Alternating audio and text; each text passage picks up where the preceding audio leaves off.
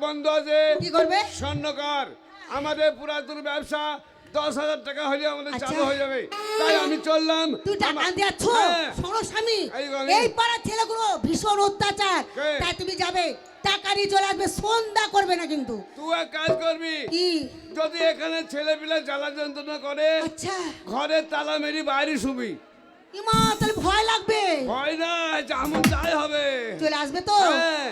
শোনো তাহলে তুমি যাও। আগামীকাল এই মঞ্চে হবে কি হবে? আমাদের গান। আগামীকালও পঞ্চায়েত হবে, আগামীকালও হবে, পরশুও হবে। কিন্তু তাই? আমি চললাম এখন, টাকা লেসে ব্যবসা শুরু করি। যাচ্ছো? বেশ, যাও। দে দে দে দে দে। দাঁড়াও, বক পড়া বিনছে। তুমি যাও। এরা সব কটা ইয়ং। শোনো, তোমাদের বিয়েতে তোমরাই নাচবা। ওই আমার ইয়ং ভাইরা নেচে নেচে নে।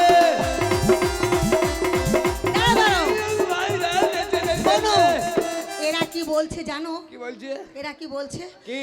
এদের সামনে না বলো, ওরা তো বুঝবে না, না, তাই বলবো। বলো। আরে মা গো মা, আরে এই মেয়েকে বিয়ে করে সুখ পেলাম না। আরে মা গো মা, এই মেয়েকে বিয়ে করে সুখ পেলাম না। মা গো মা, এই মেয়েকে বিয়ে করে সুখ পেলাম না।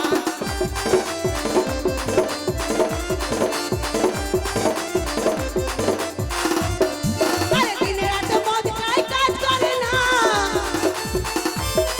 আরে দিনে রাতে মদ খায়, কাজ করে না। আরে মা গো মা, এই ছোড়াকে বিয়ে করে সুখ পেলাম না। মা গো মা, এই ছেলেকে বিয়ে করে সুখ পেলাম না।